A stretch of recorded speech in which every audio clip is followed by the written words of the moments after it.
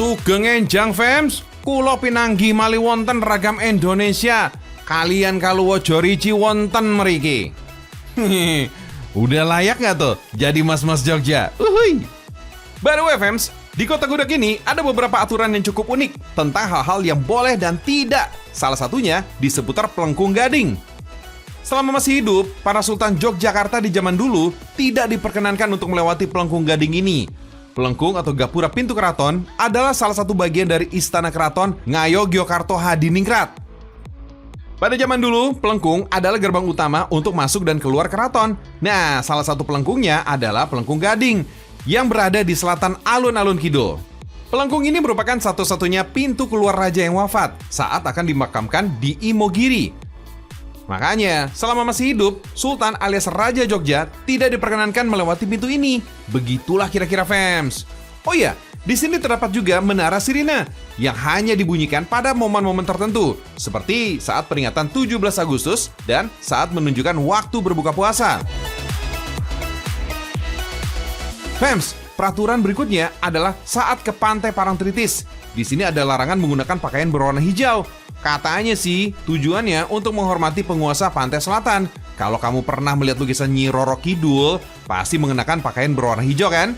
Menurut cerita yang berkembang, Nyi Roro Kidul ini suka dengan warna hijau fams, sehingga tidak mau ada orang lain yang menggunakan warna hijau. Ada juga yang mengatakan, karena Sang Ratu Kidul suka dengan warna hijau, makanya kalau ada orang yang mengenakan baju warna hijau, akan langsung mendapatkan perhatian khusus.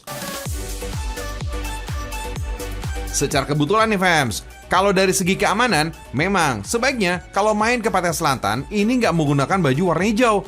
Alasannya sederhana kok fams, karena warna air laut di sekitar sini cenderung hijauan akibat pengaruh keberadaan ganggang hijau biru yang cukup banyak. Nah, kalau seseorang terseret ombak, terus kebetulan dia memakai baju warna hijau, tim penolong akan kesulitan untuk menemukannya karena warnanya hampir sama dengan warna air laut. Begitulah alasan logisnya.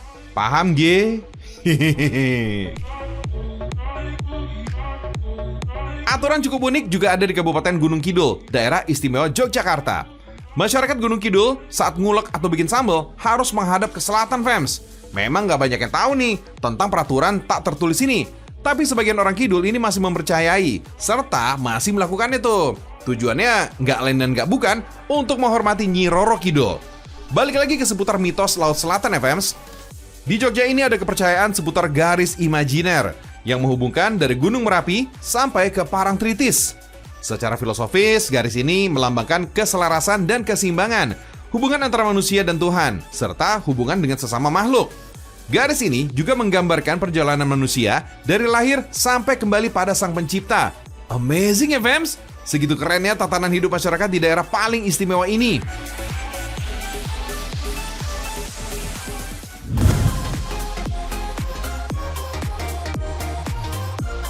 Fams, banyak yang bilang paling enak itu tinggal di Jogja, tapi penghasilannya ngikutin Jakarta. Kenyataannya fams, menurut data dan Badan Pusat Statistik pada tahun 2022, Yogyakarta merupakan kota dengan biaya hidup termurah se-Indonesia. Memang nggak salah sih fams, untuk membuktikannya, coba aja jalan-jalan ke pasar Beringharjo yang terletak di Jalan Margomulyo berseberangan dengan Jalan Malioboro. Cuma modal 30.000 aja, Mbak April yang asli Jogja ini akan nunjukin kita nih seberapa murah jajanan yang ada di sini. Kira-kira bakalan dapat apa aja ya? Ikutin terus. Dari sekian banyak pilihan, untuk tujuan pertama, April mau jajan lontong pecel sayur fams. Nasi pecel dari warung Bu Sri Cilik. Kita pesen dulu yuk. Ibu, aku pesen dong. Lontong pecelnya 1 ya, Bu? Sayuran dan sambal kacang yang ditemani lontong memang cocok buat makan pagi maupun makan siang fams. Lauknya juga ada bakso, usus, ati ampla, gorengan, tempe tahu bacem, gudeg, dan mie. Wah! Oke teman-teman, langsung aja kita cobain nih lontong pecel sayurnya.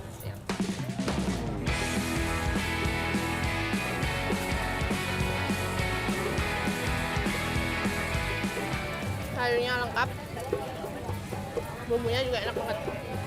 Gak heran kalau tempat ini ramai karena udah eksis hampir 20 tahunan fams.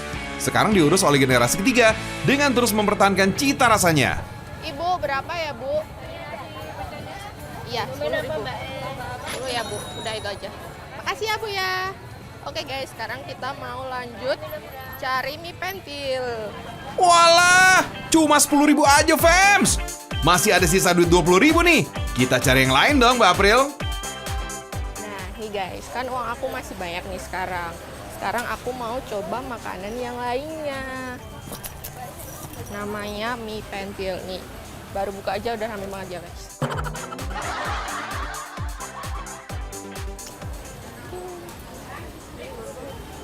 Ibu, aku mau mie pentilnya dong, Bu.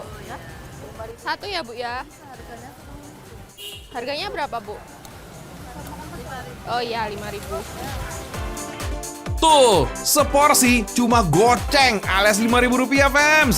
Cuma di pasar Beringharjo aja, fams. Kamu bisa menemukan makanan yang satu ini.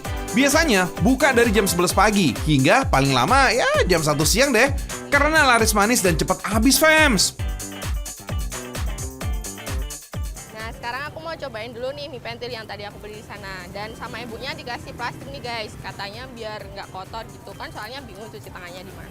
Isinya ada mie kuning, mie putih, dan sambal. Tapi untuk para pengunjung yang lelah belanja keliling pasar, tentu mie pentil ini menjadi pengisi perut yang pas. Mie-nya tuh empuk banget. Makanya itu dinamainnya mie pentil. Soalnya ini kayak karet pentil.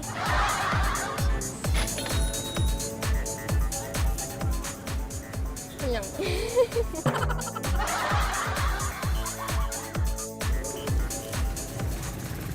Nah, habis dari sini kita bakalan nyobain jajanan yang lain yang ada di pasar Beringharjo.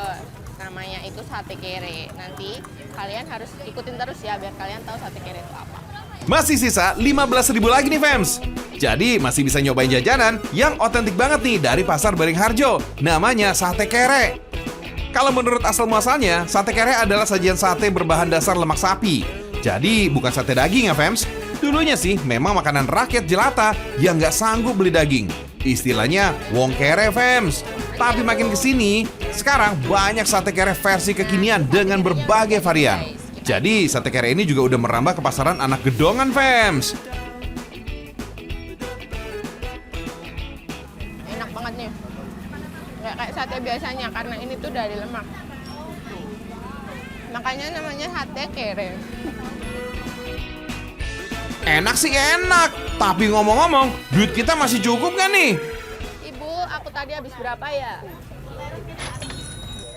Nih ya, Bu. Makasih ya, Ibu. Wow, cuma ceban, fams. Masih aman lah ya. Nah, habis makan sate kere nih, kita enaknya cari yang segar-segar nih, Mbak. Ada es dawet nih. Ibu, mau es dawetnya dong. Hehehe. Satunya berapa, Bu? Satunya 5.000. Satu ya, Bu ya? Sebagai menu penutup jajanan di Beringharjo, Mbak April ini mau ngasih rekomendasi es dawet nih, fams. Es asli Banjarnegara ini memang ikonik banget nih di Jawa Tengah dan Jawa Timur. Harganya cuma goceng alias 5.000 aja, fams. Berarti bener ya, fams ya? Cuma modal Rp30.000, kita udah bisa dapat banyak jajanan di pasar Beringharjo. Ini ya, Bu, 5.000. Ya, makasih. Nah, ternyata habis makan sate kere tadi emang enaknya minum yang segar-segar nih guys. Dan aku bisa dapet es dawet yang harganya 5.000. Nah, pastinya dengan uang 30.000 kita di sini udah bisa dapet banyak kuliner dan pastinya bikin kenyang nih. Memang nggak salah nih kalau biaya hidup di Jogja itu murah meriah.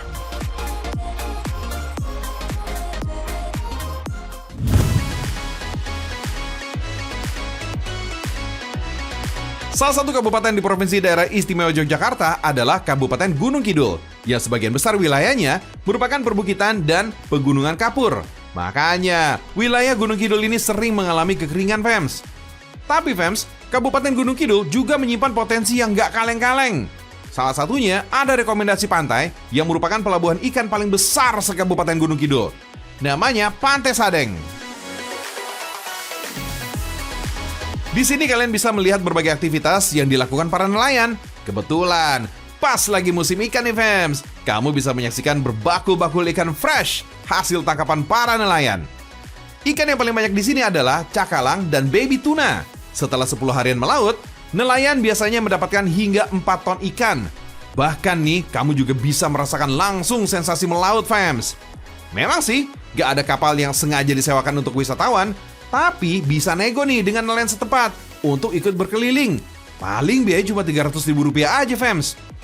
Yang penting, pilih waktunya aja nih saat laut lagi nggak pasang, biar ombaknya nggak terlalu kuat, fams.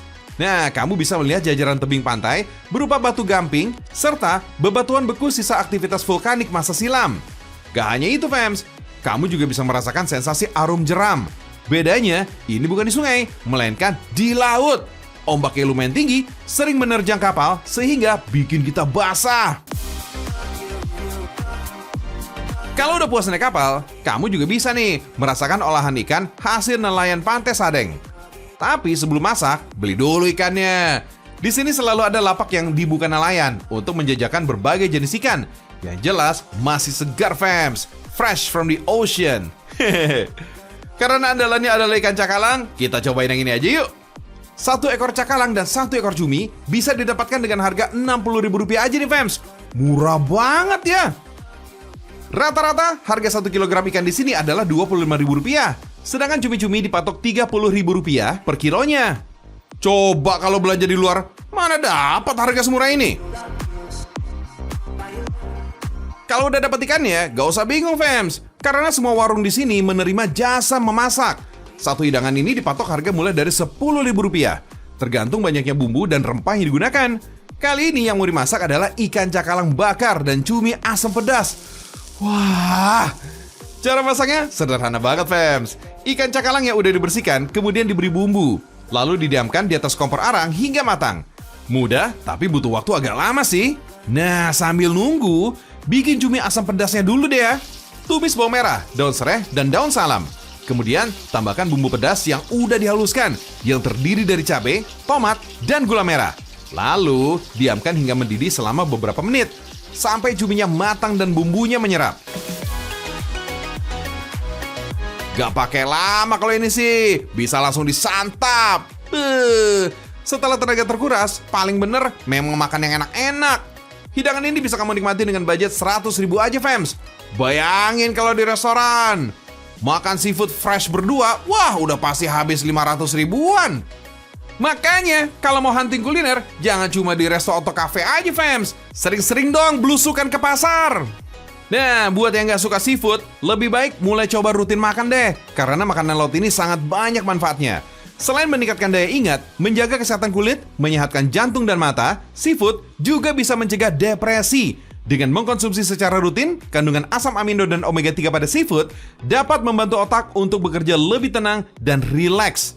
Jadi, stres kamu ini bisa menghilang secara perlahan, fams. Cakep!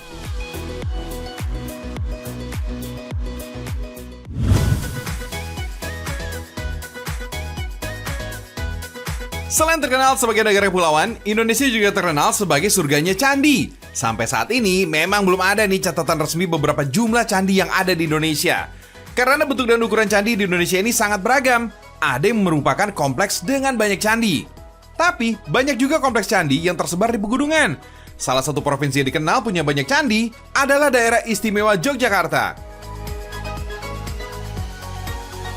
Ngomong-ngomong soal candi, ada loh resto sekaligus spot hangout di Jogja yang punya latar view candi. Gak cuma 1, tapi ada 2 candi sekaligus sebagai bonus pemandangannya.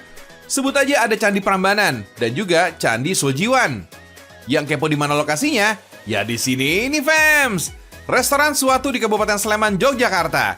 Yang mau makan-makan enak sambil enjoy panorama kota Jogja, mampir aja ke sini. Memang gak ada lawan ya kalau view-nya kayak gini. Nuansa alam dan sentuhan budaya sukses dimunculkan sama resto ini. Mulai dari bangunan semi outdoor yang menyerupai rumah joglo dengan dominasi warna putih dan rustic. Sekarang saatnya geser ke kitchen, fams. Ada menu pembuka dan menu utama nih yang udah siap diracik. Biarpun tempatnya fancy dan elegan, tapi semua menu makanan di sini 100% cita rasa lokal. Persis kayak menu pertama yang akan dibikin ini nih, fams. Mangut lele. Wih, enak tenan nih, fams. Menu mangut lele sendiri merupakan menu makan utama keluarga, khususnya bagi warga di wilayah Yogyakarta dan Jawa Tengah. Salah satu daya tarik dari menu ini adalah kuahnya, fams. Kuah pedas gurih yang berasal dari bumbu ulek dan santan. Gimana nggak pedas, fams? Bumbu uleknya aja diracik dari campuran cabai rawit dan juga cabai merah keriting. Mantap kan? Just info aja nih. Kalau dalam proses masak mangut lele, ikan yang dipakai ini bisa digoreng, bisa juga diasap. Tapi kali ini, ikan lelenya digoreng aja ya. Gak lagi 1 ekor, 3 ikan lele sekaligus landing di dalam penggorengan. Fams, ikan lele ternyata bisa dijadikan sebagai menu diet. Karena kandungan protein yang berlimpah di dalam ikan lele adalah protein makanan yang paling mengenyangkan. Wah, kalau ini sih seger amat di buah-buahannya. Rasanya pengen buru-buru dipotong deh, terus dicocol ke sambal rujak. Tapi kali ini, bahkan rujaknya rada fancy dikit, fams. Namanya rujak es krim. Bahan dasarnya terdiri dari rujak dan pastinya es krim. Gak perlu ribet nih dicocol berkali-kali. Rujak yang lagi diracik ini, semua buahnya bakal diserut dan dipotong jadi kecil. By the way nih, fams, rujak yang sekarang ngehits sebagai jajanan street food ternyata dulu ini pernah jadi hidangan para bangsawan. Karena kaum elit bangsawan menilai komposisi rujak ini mirip banget sama saladnya orang bule. Boleh juga tuh idenya ya. Dua menu lokal dengan rasa spesial siap bikin puas perut nih, fams. Kedua menu ini memang tipis-tipis banget cita rasa pedasnya. Tapi lumayan lah, bisa bikin mata melek. Dua menu udah hadir, ditambah view yang cakep di depan mata. Kapan lagi nih bisa makan enak di spot outdoor? Pas lagi cerah-cerahnya. Nah, yang suka skip makan buah, menu rujaknya kayaknya boleh juga nih jadi referensi asupan serat. Karena sekali hap aja, 5 jenis buah ini langsung masuk ke dalam perut. Manfaat makan buah sebelum makan besar sama halnya kayak membantu tubuh untuk menyerap nutrisi buah sebanyak-banyaknya. Next, saatnya makan besar nih. Sekarang, giliran trio mangut lele yang siap bikin enak mulut. Monggo, mangan sih, fams. Hehehe.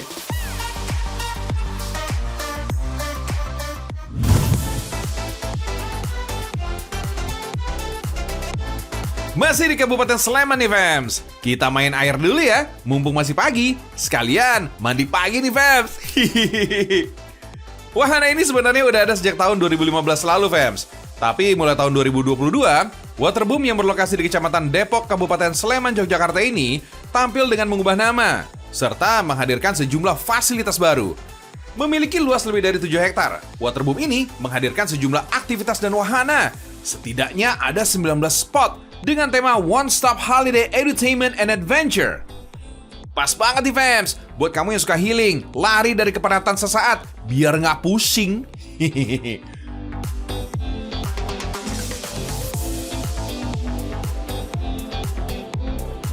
Pengunjung cukup membayar tiket masuk sebesar Rp80-125.000 per orang. Paket ini udah free menikmati semua wahana yang ada. Untuk pengunjung yang datang, tinggal menyesuaikan spot mana yang menjadi favorit, fams. Mau renang santai? Atau seseruan dengan konsep ombak buatan? Atau uji adrenalin dengan wahana ekstrim? Tinggal pilih aja, fams. Karena wahana-wahana di sini memang mengandalkan sejumlah permainan yang disesuaikan dengan anak-anak maupun orang dewasa. Jadi, pengunjung dengan bebas menentukan pilihan sesuai keinginan. Oh iya, fams, demi memastikan kenyamanan pengunjung, desain dan bahan yang digunakan ini disesuaikan dengan standar nasional Indonesia. Jelas ya, fams, namanya banyak pengunjung, perawatan dan pengecekan memang harus. Hal ini untuk memastikan keselamatan dan kenyamanan para pengunjung. Terus nih, fams, dari semua spot, kira-kira apa aja sih yang bisa dicoba? Cus, kita spill yuk! Pertama, ada wahana South Beach.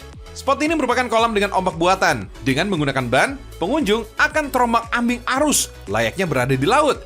Paketnya dimunculkan 3 kali sehari, yaitu jam 11 siang, jam 1 siang, dan jam 3 sore. Dengan durasi 30 menit.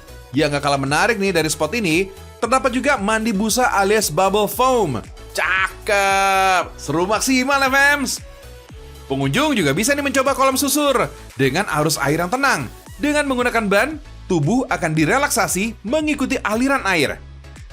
Masih ada mainan seru nih, fams. Namanya Mimo Racer dan Brando Boomerang. Ini nih, wahana yang butuh nyali tinggi.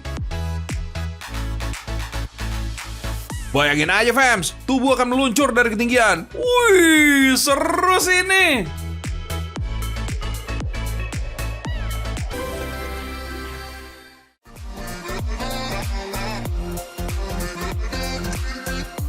"30 menit sudah Ragam Indonesia menyapa sebelum aktivitas pagi, fams. Akhirnya, saya Joy Ricci harus undur diri, fams. Saksikan terus Ragam Indonesia, mulai Senin sampai Jumat, hanya di channel Trans 7.